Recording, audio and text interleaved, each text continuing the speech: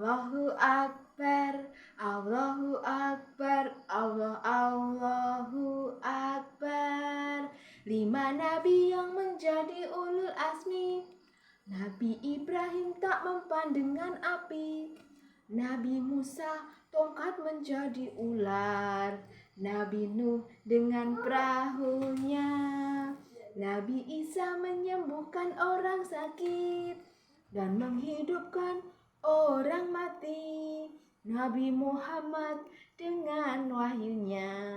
Allahu Akbar.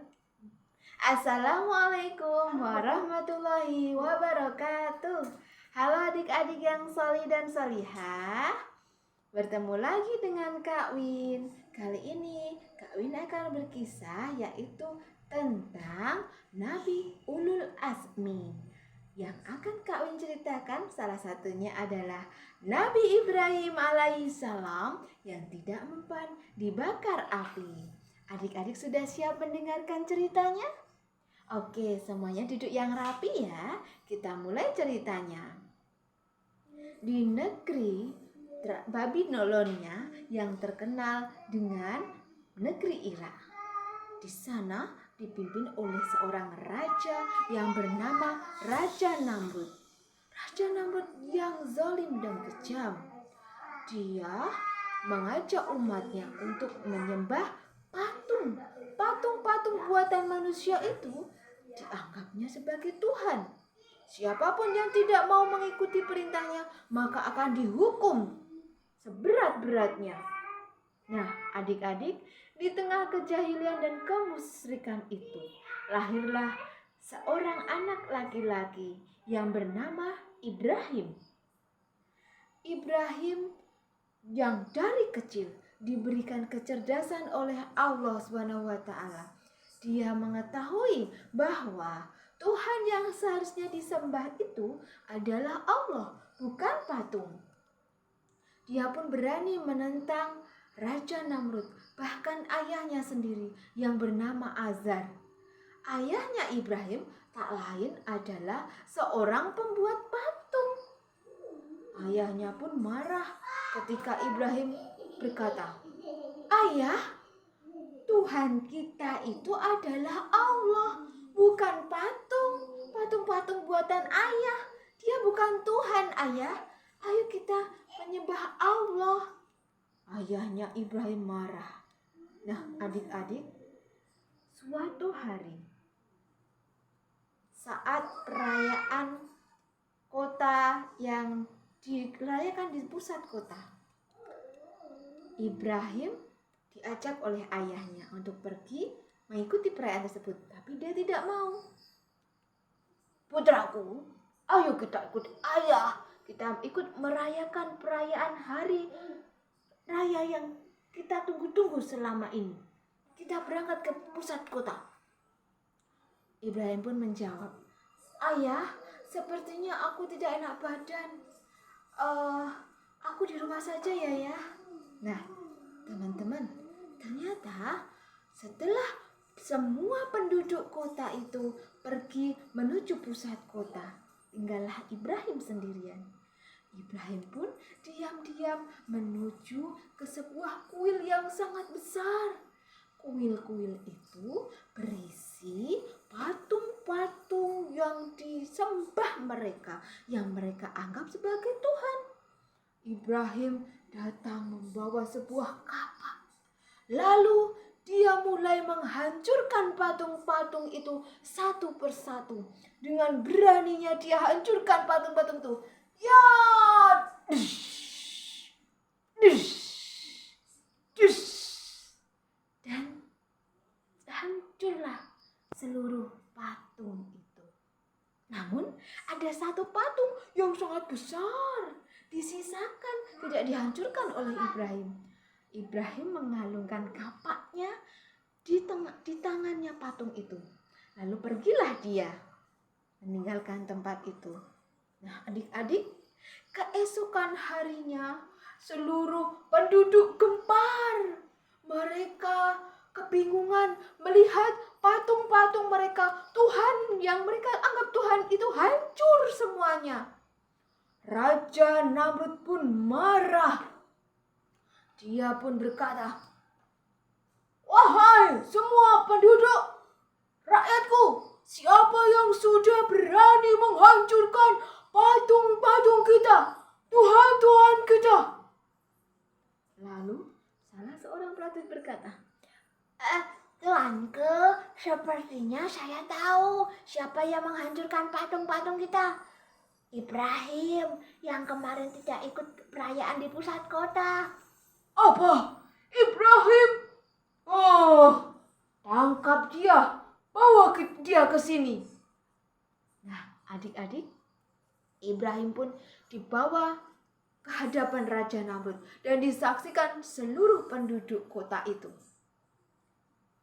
"Ibrahim, benarkah engkau yang sudah menghancurkan patung-patung kita, Tuhan-Tuhan kita?" Ibrahim pun dengan santai menjawab, "Tuan, sepertinya Tuan harus bertanya kepada patung yang paling besar itu. Kenapa harus bertanya kepadaku, Tuan?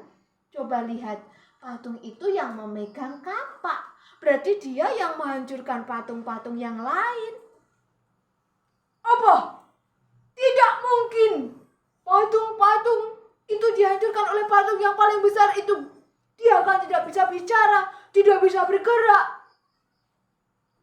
Ibrahim pun tertawa.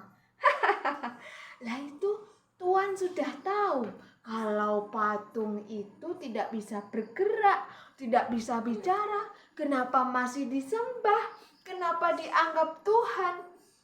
Kenapa dimintai pertolongan setiap hari, dimintain rezeki, padahal dia tidak bisa berbuat apa-apa?" Kau ini beraninya melawanku, menentangku.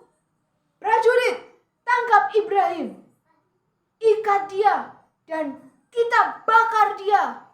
Nah, adik-adik, Ibrahim pun ditangkap, diikat tangannya. Lalu para penduduk menyiapkan kayu bakar yang banyak sekali. Dinyalakanlah api. Semakin menyala, semakin terbakar kayu-kayu itu. Lalu Ibrahim dilemparkan, dimasukkan ke dalam api itu. Apa yang terjadi, adik-adik? Apakah Ibrahim terbakar? Ternyata Nabi Ibrahim berdoa kepada Allah, "Hasbunallah wa ni'mal wakil."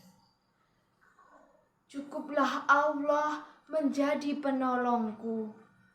Allah adalah sebaik-baik penolong. Lalu Allah pun mendengar doa Nabi Ibrahim. Di dalam surat Al-Anbiya ayat 69, Allah berfirman, "Wahai api, jadilah dingin dan selamatkanlah Ibrahim." Nah, adik-adik, ternyata api yang begitu panas itu bagi Ibrahim tidaklah terasa panas, karena Allah telah mendinginkan api itu. Ibrahim pun tidak terbakar. Setelah api sudah padam, Ibrahim pun masih terlihat berdiri dengan utuh, tidak tergores api sedikit pun. Semua rakyat, semua penduduk dan Raja Namrud pun terheran-heran. Kenapa bisa demikian? Nah, itulah adik-adik, begitu mulianya, begitu luar biasanya mukjizat yang Allah berikan untuk Ibrahim. Nah, itulah ceritanya. Sebelum Kak Win akhiri, kita nyanyi dulu yuk. Kak Win punya lagu nih, kita nyanyi bersama ya. Di tengah kejahilan dan kemusyrikan telah dilahirkan seorang insan, pesuruh Allah membawa kebenaran, Nabi Ibrahim alaihi salam.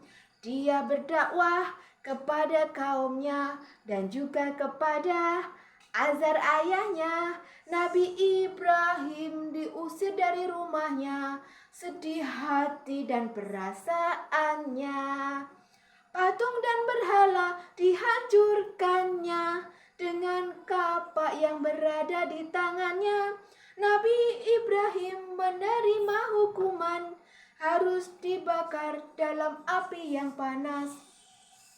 Mereka tercengang tatkala melihat Nabi Ibrahim keluar dengan selamat. Begitu besarnya sebuah mukjizat yang Allah berikan bagi Nabi yang taat. Nah adik-adik, itulah kisah yang dapat Kak Win sampaikan tentang Nabi Ibrahim yang tak mempan dibakar oleh api. Semoga kita semua merupakan umat Nabi Muhammad yang selalu taat kepada Allah SWT, dan semoga kisah ini menjadikan kita bertambah keimanan kita. Terima kasih, semoga bermanfaat. Wassalamualaikum warahmatullahi wabarakatuh.